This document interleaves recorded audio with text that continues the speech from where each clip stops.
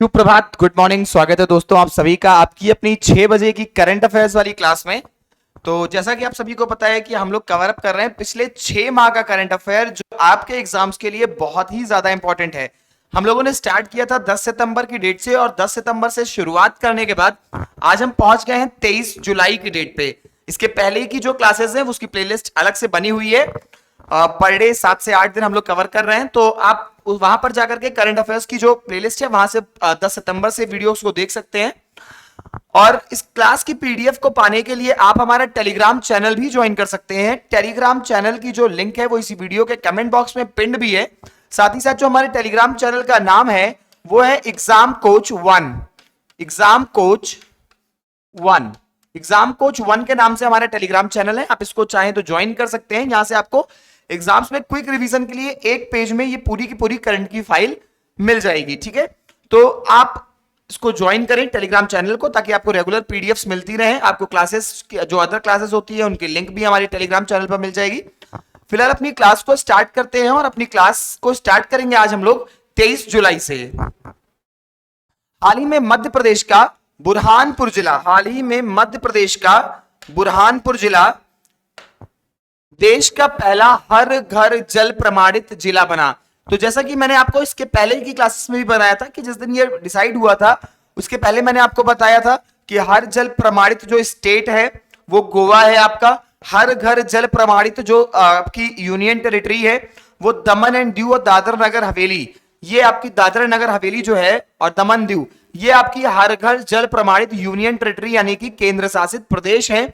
और जो स्टेट है वो आपका गोवा है। आज की क्लास में हम लोग जिले की बात करें तो मध्य प्रदेश का बुरहानपुर जिला देश का पहला हर घर जल प्रमाणित जिला बन चुका है। 68वें राष्ट्रीय फिल्म पुरस्कारों में सुररई पोट्रू फिल्म ने सर्वश्रेष्ठ फीचर फिल्म का पुरस्कार जीता। 68वां राष्ट्रीय फिल्म पुरस्कार है ये आपका। अब फिल्म पुरस्कारों की और डिटेल में बात करते हैं बेटा, तो ये जो आपका 68th नेशनल फिल्म फेस्टिवल है, ये जो आपकी ये आयोजित होना था आपका 2020 में मतलब 2020 की मूवीज को इसमें पुरस्कृत कर रहा था। जो सुररई पोट्रू मूवी है आपकी, ये आई थी 2020 में। इसका जो अवार्ड दिया जाना था वो दिया जाना था 2021 में, लेकिन 2021 में कोविड चल रहा था आपका। कोविड की वजह से आपका नेशनल फिल्म फेस्टिवल जो था इसको पोस्टपोन कर दिया गया और उसको अब 2022 में आयोजित किया गया, जुलाई 2022 में आयोजित किया गया। तो इसमें सुररई पोट्रू को बेस्ट फिल्म का अवार्ड दिया गया है। 3 मई 2021 को होना था एग्जैक्टली, लेकिन उस वक्त कोविड चला था, आपको भी याद होगा। अब इसको कब किया गया, तो 22 जुलाई 2022 को किया गया, जिसमें सुररई पोट्रू को बेस्ट फिल्म का अवार्ड, द लॉन्गेस्ट किस को बेस्ट बुक का अवार्ड और आशा पारेख जी को दादा साहेब फाल्के अवार्ड से सम्मानित किया गया। जो कि आपको भी पता है कि अपने हिंदी इंडस्ट्री सिनेमा जो है इसका दादा साहब फाल्के पुरस्कार जो है वो सर्वश्रेष्ठ सम्मान होता है। तो दादा साहब फाल्के पुरस्कार से आशा पारेख जी को नवाजा गया। और जो नॉन फीचर फिल्म है वो आपका टेस्टिमोनी ऑफ अन्ना जो है, इसको नॉन फीचर फिल्म में बेस्ट अवार्ड मिला है। टेस्टिमोनी ऑफ अन्ना। तो यहां पे मैंने आपको कई चीजें बताई। सुररई पोट्रू मूवी कब आई थी, ये आई थी 2020 में। मेले का आपका जो नेशनल फिल्म फेस्टिवल होना था, इसका आयोजन कब होना था, तो इसका आयोजन होना था आपका 3 मई 2021, 3rd of May 2021। 3 मई 2021 को इसका आयोजन हुआ था। इस समय पे कोविड चल रहा था। कोविड होने की वजह से उस समय पे नहीं हो पाया। कब हुआ, तो ये हुआ आपको 22 जुलाई 2021 को। 22 जुलाई 2021 को इसका आयोजन किया गया। 22 जुलाई 2021 को इसका आयोजन किया गया। 22 जुलाई 2022 को इसका आयोजन किया गया। और उसमें सुररई पोट्रू को बेस्ट मूवी, टेस्टिमोनी ऑफ अन्ना को नॉन फीचर फिल्म के लिए नवाजा गया। बेस्ट बुक द लॉन्गेस्ट किस को रखा गया और दादा साहब फाल्के अवार्ड से आशा पारेख जी को नवाजा गया। तो ये कहानी थी आपके 68वें फिल्म पुरस्कारों की।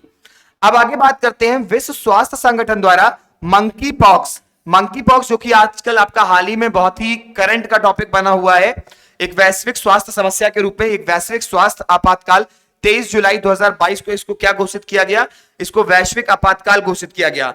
मंकी पॉक्स की बात करें तो मंकी पॉक्स का जो पहला केस है वो 1970 में, मंकी पॉक्स का जो पहला केस है ये 1970 में कॉन्गो, जो आपका अब जायरे है, कॉन्गो जायरे में मिला था। कॉन्गो जायरे में एक बच्चे के अंदर पाया गया था मंकी पॉक्स का केस 1970 में। और आगे इसकी बात करें तो आज 22 जुलाई 2022 तक का एक डेटा है जिसके अनुसार 68 देशों में अब तक मंकी पॉक्स के केसेस पाए जा चुके हैं। 68 कंट्रीज में मंकी पॉक्स के केसेस पाए जा चुके हैं। कुल 16,593 केसेस हैं, 16,593 केसेस अभी तक रजिस्टर हुए हैं, जिसमें इंडिया में 5 केस इंडिया में पाए गए हैं, जिसमें एक डेथ भी हुई है, तो ये कहानी है बेटा आपके मंकी पॉक्स की। टोटल ये कहानी थी आपकी। पहला केस 1970 कॉन्गो जायरे में पाया गया, 16,593 केसेस अब तक पाए गए हैं, 5 इन इंडिया, 5 केसेस अभी तक भारत में पाए जा चुके हैं, जिसमें से एक की डेथ भी हो चुकी है। 3 केसेस केरला में है, एक आपका दिल्ली में, एक आपका आंध्र प्रदेश में। अगस्त से सितंबर 2022 तक क्रिकेट का एशिया कप 2022 श्रीलंका के बजाय यूएई में आयोजित किया गया। आपको भी पता है कि श्रीलंका एक आपातकाल के दौर से गुजर रहा था, तो श्रीलंका का जो एशिया कप है ये कहां होना था, ये होना था श्रीलंका में, लेकिन श्रीलंका इसकी मेजबानी के काबिल नहीं रह गया, कुछ परेशानियों की वजह से, कुछ दिक्कतों की वजह से, तो इसको कहां शिफ्ट किया गया, इसको यूएई में शिफ्ट किया गया। लेकिन जो खुशी की बात यह है कि भले ये होना श्रीलंका में था और हुआ यूएई में, लेकिन फिर भी इसका विजेता कौन रहा, इसका विजेता आपका फिर भी श्रीलंका ही रहा। अपनी भूमि पे जीतने का जश्न तो नहीं मना सके, लेकिन हां जीते फिर भी। एशिया कप जो है आपका वो फिर भी श्रीलंका ही जीता, यूएई में जाके जीता, लेकिन एशिया कप जो है वो आपका श्रीलंका ही रहा। और श्रीलंका ने पहली बार नहीं एशिया कप पे कब्जा किया, श्रीलंका ने ये आपका 6th टाइम है जब आपका एशिया कप में का विजेता बना है, 6th टाइम, 6ठी बार एशिया कप का विजेता बना है श्रीलंका। नेक्स्ट न्यूज की बात करते हैं। हाल ही में जारी वैश्विक शांति सूचकांक 2022 में ग्लोबल पीस इंडेक्स, क्या बोलते हैं इसको, global peace index, global peace index 2022 में 163 देश को शामिल किया गया। उसमें से भारत की रैंकिंग 135th थी, जिसमें भारत की रैंकिंग क्या थी, भारत की रैंकिंग 135th थी। अब बेटा ग्लोबल पीस इंडेक्स की बात कर लें तो कुल देश 163 शामिल किए गए, भारत की रैंकिंग 135 रही, और इसमें से जो देश शीर्ष स्थान पर शांति के मामले में जो देश शीर्ष स्थान पर रहा वो रहा आपका आइसलैंड। आइसलैंड जो आपका देश है इसको शीर्ष स्थान प्राप्त हुआ। और भारत आपका कितने नंबर पे, 135वें नंबर पे है। ये रिपोर्ट जो है आपकी वो आपका आईईपी के द्वारा जारी की गई थी, IEP, institute for economics and peace, IEP के द्वारा ये रिपोर्ट्स जारी की गई थी। किसके द्वारा, IEP, institute for economics and peace, institute for economics and peace. हाल ही में उत्तर प्रदेश सरकार ने पंडित दीनदयाल उपाध्याय राज्य कर्मचारी कैशलेस चिकित्सा योजना का शुभारंभ किया। पंडित दीनदयाल उपाध्याय राज्य कर्मचारी कैशलेस योजना जो है, कैशलेस चिकित्सा योजना शुरू किया है उत्तर प्रदेश की सरकार ने। कोई बड़ी बात नहीं है, आपके यहां पहले से ही इस तरह की योजना चल रही थी, जिसमें केंद्र सरकार ने चलाया था। जो आपके प्राइवेट अस्पताल हैं, ये आपको 5 लाख रुपए तक का चिकित्सा का इंश्योरेंस एक तरह से समझ सकते हैं। 5 लाख रुपए तक का, एक साल में 5 लाख रुपए तक का आप इलाज फ्री करा सकते हैं, ठीक है, इस योजना के अंतर्गत। और जो सरकारी अस्पताल है वहां पे आप जितना चाहे, मतलब जितना भी पैसा आपकी दवाई में लगे, भगवान ना करे आपकी दवाई में कभी लगे, लेकिन हाँ जितना भी पैसा लगेगा अगर आप सरकारी अस्पताल में इलाज कराते हैं तो आपका जो इलाज है वो पूर्णतः फ्री होगा। ये योजना पहले से केंद्र सरकार की तरफ से चल रही है। अब दीनदयाल उपाध्याय जी के में क्या खास है, इसमें खास ये है बेटा, राज्य कर्मचारी, ये जो राज्य के स्टेट गवर्नमेंट के एम्प्लॉइज हैं, चाहे वो वर्किंग हो चाहे वो रिटायर्ड हो, दोनों के लिए, चाहे वो वर्किंग स्टेट गवर्नमेंट एम्प्लॉइज हो चाहे वो रिटायर्ड गवर्नमेंट एम्प्लॉइज हो, सभी के लिए ये योजना चल रही है। साथ ही साथ उनके, जैसे मान लिया कि आपके पापा उत्तर प्रदेश सरकार में सेवा कर रहे थे, तो 5 लाख का बीमा उनका भी है। साथ ही साथ आप उनके सानिध्य में, तो आप उनके बच्चों का और उनके माता पिता का भी इस योजना के तहत उनको भी लाभ मिलेगा। मतलब वो अपने बच्चों का भी इलाज करा सकते हैं और वो अपने माता पिता का भी इलाज करा सकते हैं इस योजना के अंतर्गत। तो योजना का नाम क्या है, याद रखिएगा, पंडित दीनदयाल उपाध्याय राज्य कर्मचारी कैशलेस चिकित्सा योजना, जिसमें 5 लाख तक का प्राइवेट अस्पताल में और सरकारी में जितना चाहे उतना इलाज आप करा सकते हैं।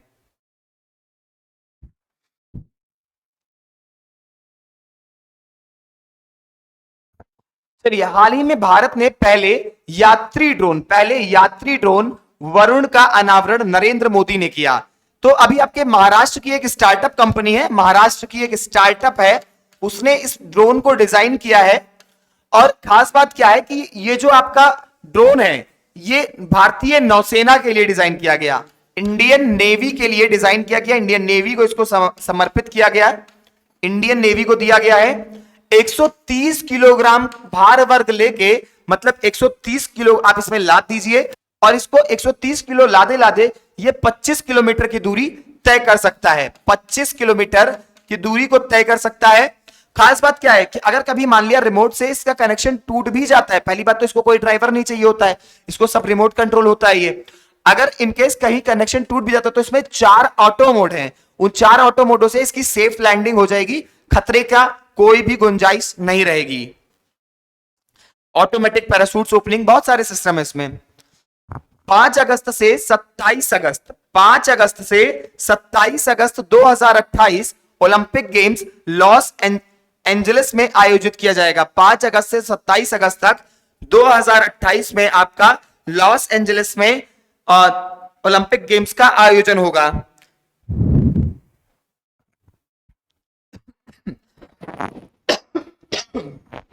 लॉस एंजलिस जो है बेटा, ये लॉस एंजलिस जो है आपका, ये कैलिफोर्निया में यूनाइटेड स्टेट्स का एक शहर है आपका, यूनाइटेड स्टेट्स का आपका शहर है लॉस एंजलिस, ठीक है। तो यूनाइटेड स्टेट्स में आपका 2028 का ओलंपिक गेम्स का आयोजन होना है, जिसमें कि ये यूनाइटेड स्टेट्स 5वीं बार समर ओलंपिक्स का 5वीं बार समर ओलंपिक्स 5th टाइम ये समर ओलंपिक्स की मेजबानी करेगा, 5th टाइम समर ओलंपिक, और कुल 9 बार ओलंपिक्स की मेजबानी कर चुका है। अगर समर और विंटर 2 ओलंपिक्स होते हैं, टोटल हम लोग देख लेते हैं तो ये 9वीं बार यूनाइटेड स्टेट्स मेजबानी कर रहा होगा ओलंपिक की, और 5वीं बार कर रहा होगा ये समर ओलंपिक्स की।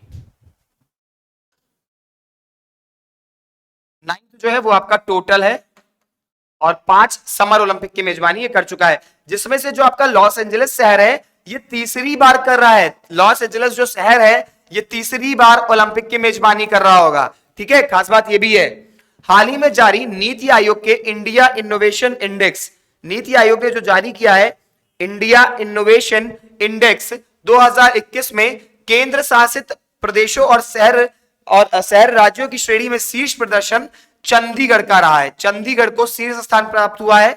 नीति आयोग ने एक रिपोर्ट जारी किया था इंडिया इनोवेशन इंडेक्स, इसमें उत्तर प्रदेश को 7वां स्थान हासिल हुआ था। उत्तर प्रदेश भी इंपॉर्टेंट है तो उत्तर प्रदेश भी जान लीजिए, उत्तर प्रदेश को 7वां स्थान हासिल हुआ था, और आपका जो शीर्ष पे रहा वो चंडीगढ़ रहा, इसके बाद कर्नाटक रहा।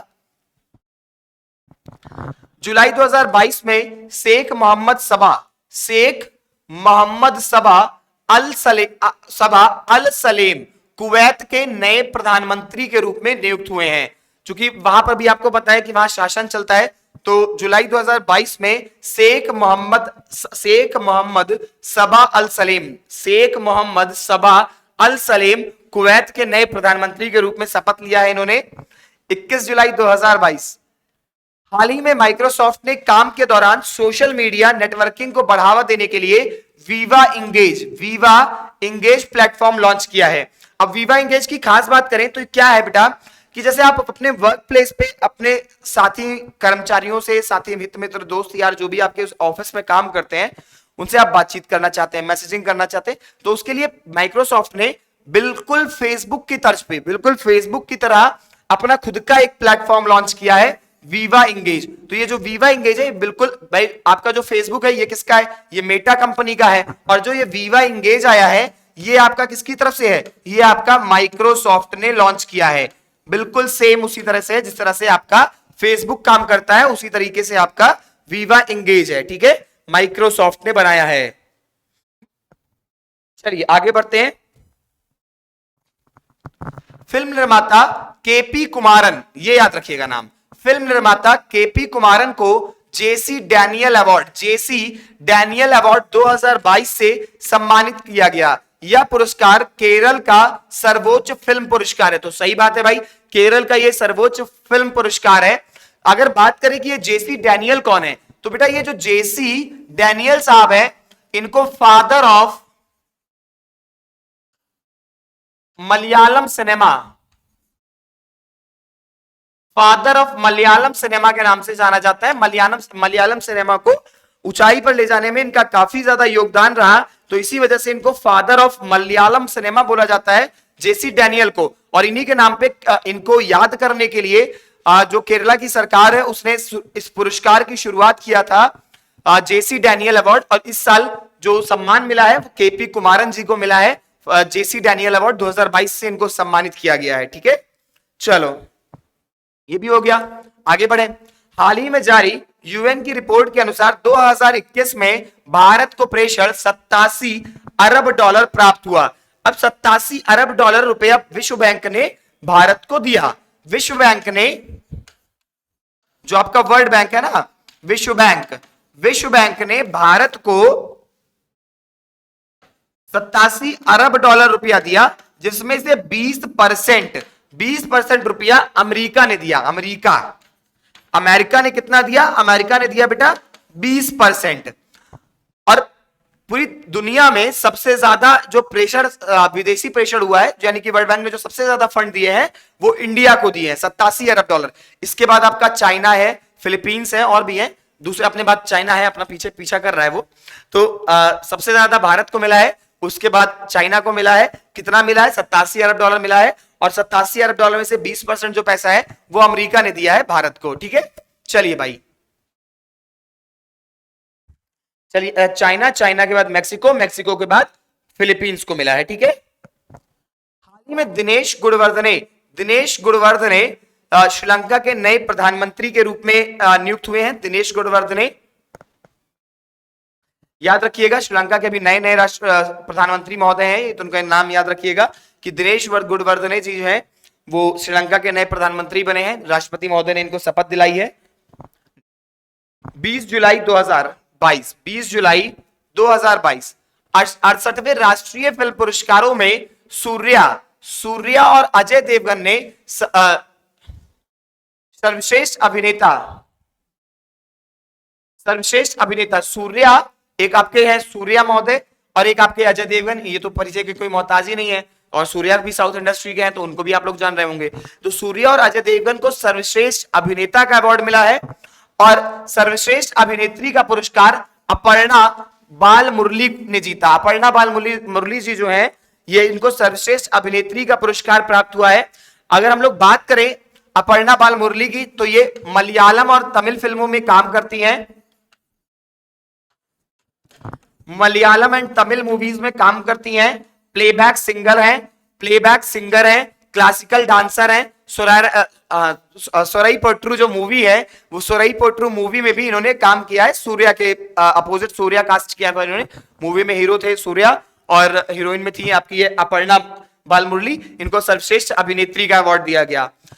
चलिए आगे देखते हैं। 68वें राष्ट्रीय फिल्म पुरस्कारों में मध्य प्रदेश ने फिल्मों के लिए सर्वाधिक अनुकूल राज्य, मोस्ट फिल्म फ्रेंडली स्टेट का पुरस्कार जीता है। किसने जीता है? तो वो आपका मध्य प्रदेश ने जीता है। हेनले पासपोर्ट इंडेक्स 2022 में भारत की रैंकिंग 87th है। ये जो आपका बेटा हेनले पासपोर्ट इंडेक्स है 2022, इसमें भारत की रैंकिंग जो है वो 87th है। 2021 में जो भारत की रैंकिंग थी वो 90 थी, तो यानी कि थोड़ा सुधार हुआ है। 2021 में जो ये रैंकिंग थी भारत की वो 90th प्लेस पे थी। तो अब 2022 में हमारी जो रैंकिंग है शुरुआत के 3 माह के लिए निकाली गई है। तो शुरुआत के 3 माह में भारत की रैंकिंग जो है वो 87th है। जापान और सिंगापुर की रैंकिंग जो है वो टॉप पे चल रही है। जापान और सिंगापुर फर्स्ट प्लेस होल्ड करते हैं। Japan and Singapore best place पे है पासपोर्ट इंडेक्स में। और जो सबसे खराब पासपोर्ट है, जहां पे मतलब सबसे ज्यादा पाबंदियां हैं, वो आपका अफगानिस्तान और इराक। वर्स्ट वेस्ट में आता है आपका जापान और सिंगापुर, और वर्स्ट में आता है आपका अफगानिस्तान और इराक। अफगानिस्तान और इराक का हेनले इंडेक्स में सबसे बेकार पोजीशन, लास्ट पोजीशन पे इन लोग को रखा गया। 13वीं पीटर्सबर्ग जलवायु वार्ता 2022 जर्मनी में आयोजित की गई। तो ये 13th नंबर की थी पीटर्सबर्ग जलवायु वार्ता। ये कहां पे आयोजित की गई? जर्मनी में आयोजित की गई। हाल ही में 100% लैंडलॉर्ड मॉडल वाला 100% लैंडलॉर्ड मॉडल वाला भारत का पहला बंदरगाह जवाहरलाल नेहरू पोर्ट बना। ये जो जवाहरलाल नेहरू पोर्ट बना, ये किस मॉडल पे आधारित है? तो ये ट्रिपल पीपीपी मॉडल पे है, पीपीपी।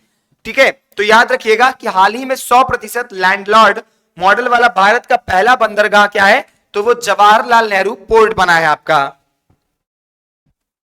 19 जुलाई, हाल ही में उड़ीसा की द्रौपदी मुर्मू भारत की 15वीं राष्ट्रपति बनी है। बिल्कुल सही बात है भाई, आपको भी पता है आपके प्रेजेंट राष्ट्रपति कौन है? द्रौपदी मुर्मू जी हैं। जुलाई 2022 में भारत और नामीबिया ने वन्यजीव संरक्षण और सतत जैव विविधता उपयोग संबंधी समझौता ज्ञापन पर हस्ताक्षर किया। ये वही नामीबिया है जहां से आपके अभी चीता लाए गए हैं। ठीक है, चीता लाए गए हैं। तो आपके प्रधानमंत्री महोदय लेवल की एक वार्ता हुई थी जिसमें वन्यजीव संरक्षण पर हस्ताक्षर हुए हैं। ठीक है, वन्यजीव संरक्षण समझौते पर। चलिए, हाल ही में जारी नीति आयोग के इंडिया इनोवेशन इंडेक्स 2021 में प्रमुख राज्यों की श्रेणी में उत्तर प्रदेश की रैंकिंग 7th है। अभी अभी मैंने आपको बताया था कि जो फर्स्ट रैंकिंग है वो किसकी है? वो चंडीगढ़ की है। और 7th रैंकिंग किसकी है? आपके अपने उत्तर प्रदेश की है। तो भाई आप उत्तर प्रदेश के एग्जाम्स की तैयारी कर रहे हो तो आपको उत्तर प्रदेश को तो मालूम ही होना चाहिए। तो नीति आयोग ने जो रिपोर्ट जारी किया है इंडिया इनोवेशन इंडेक्स, इसमें उत्तर प्रदेश की कौन सी रैंक? 7वीं। पहली किसकी? चंडीगढ़। चलिए आगे बढ़ेंगे।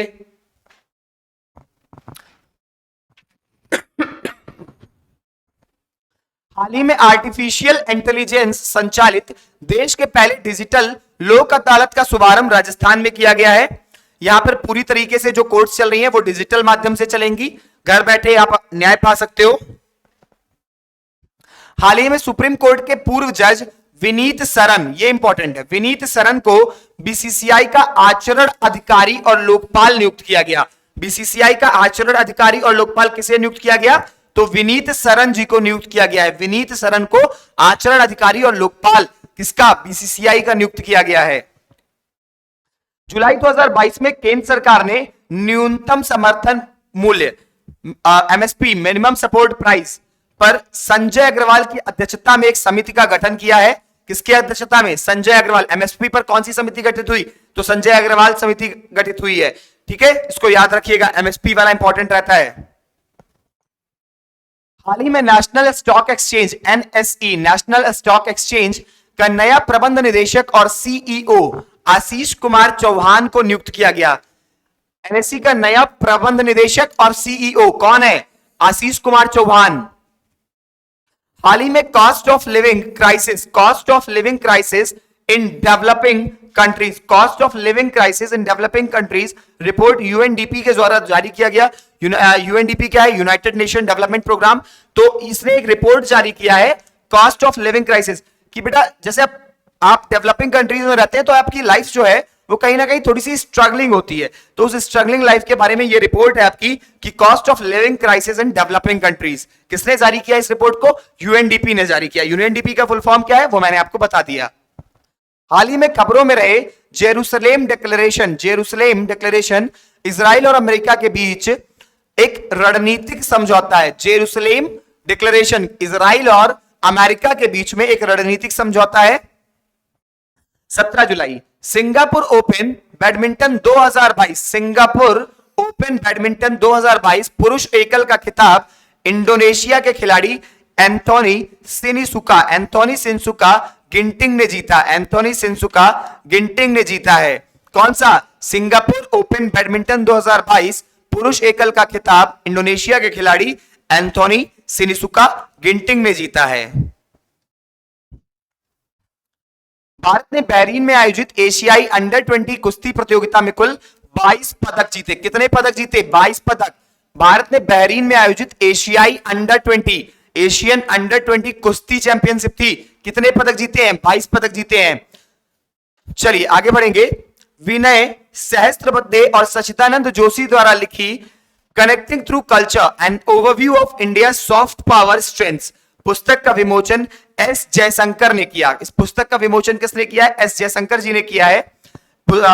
किसने लिखा है? विनय सहस्त्रबुद्धे और सचिदानंद जोशी द्वारा लिखित है connecting through culture and overview of India soft power and strength.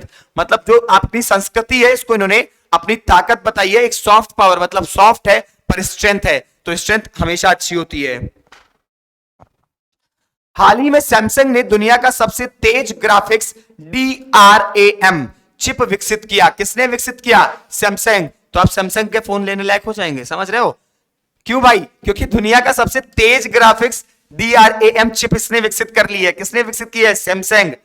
हाल ही में भारत में मंकी पॉक्स का पहला मामला केरल में दर्ज किया गया। इसमें मैंने आपको पहले ही बताया कि अभी तक भारत में कुल 5 मंकी केसेस के मामले पाए गए हैं। 5 में से 3 मामले जो है वो केरल में ही पाए गए हैं आपके। एक मामला आपका दिल्ली का है और एक आपका आंध्र प्रदेश में पाया गया है, जिसमें से एक की डेथ भी एक केस डेथ का भी हुआ है भारत में अपने। ठीक है। हाल ही में केंद्रीय मंत्री नरेंद्र सिंह तोमर ने राष्ट्रीय कृषि बाजार ई नाम के तहत प्लेटफॉर्म ऑफ प्लेटफॉर्म्स POP का शुभारंभ किया। यहां पे ये कृषि बाजार की तरह है, आपका मतलब आपकी ई मार्केट है। एक तरह से कहें तो ये आपकी डिजिटल फार्मिंग की ई मार्केट है, जिसका नाम इन्होंने रखा है POP, प्लेटफॉर्म ऑफ प्लेटफॉर्म्स। भाई जो आपको बेचना है वो एक प्लेटफॉर्म हुआ और उसको बेचने के लिए ये एक प्लेटफॉर्म दे रहे हैं, तो प्लेटफॉर्म ऑफ प्लेटफॉर्म्स POP का शुभारंभ किसने किया है? केंद्रीय मंत्री नरेंद्र सिंह तोमर ने किया है। चलिए तो बेटा ये रही आपकी 23 तारीख से आप लोगों ने शुरू किया था और ये आपकी 17 जुलाई तक की करंट अफेयर्स को आप लोगों ने कवर किया आज की क्लास में। बाकी जो आगे की करंट अफेयर्स की होगी 17 तक आपने कवर कर लिया। कल की क्लास में हम लोग 16 से कवर करेंगे। अगर आप इसकी PDF पाना चाहते हैं ताकि आपको इन फ्यूचर पढ़ने में दिक्कत ना हो, तो आपको क्या करना है? आपको जाना है एग्जाम कोच 1 के नाम से हमारा टेलीग्राम चैनल है। एग्जाम कोच 1 के नाम से हमारा टेलीग्राम चैनल है, वहां से आपको ये PDF मिल जाएगी। आप इस PDF को डाउनलोड करिए और जरूर जुड़िए हमारे एग्जाम कोच के टेलीग्राम चैनल से। बाकी क्लासेस की लिंक पाने के लिए, बाकी क्लासेस की लिंक और उनकी PDF, साथ ही साथ ये करंट अफेयर की पूरी PDF एक पेज में आपको वहीं पर मिलेगी। तो आई होप कि आप सभी को ये करंट अफेयर्स का सेशन जो आपके पिछले 6 माह के करंट अफेयर्स को कवर कर रहा है काफी अच्छा लगा होगा और इसमें सारी इंपॉर्टेंट न्यूज कवर हो रही है। आपके आने वाले एग्जाम्स के लिए बहुत इंपॉर्टेंट है, बहुत इंपॉर्टेंट न्यूज है इसमें। तो डेली 6 बजे इसको जरूर देखिए। साथ में इसकी PDF को पाने के लिए हमारे टेलीग्राम चैनल से जरूर जुड़िए। आज की क्लास को हम लोग इतना ही रखेंगे, फिर मिलेंगे कल ठीक 6 बजे। तब तक के लिए मैं चला। आप सभी को आंख खोलिए। आप सभी के लिए एक बार फिर से मेरी तरफ से बहुत बहुत बहुत ही अच्छा आपका दिन शुभ हो। A very happy good morning to you all. चलते हैं फिर। जय हिंद, जय भारत।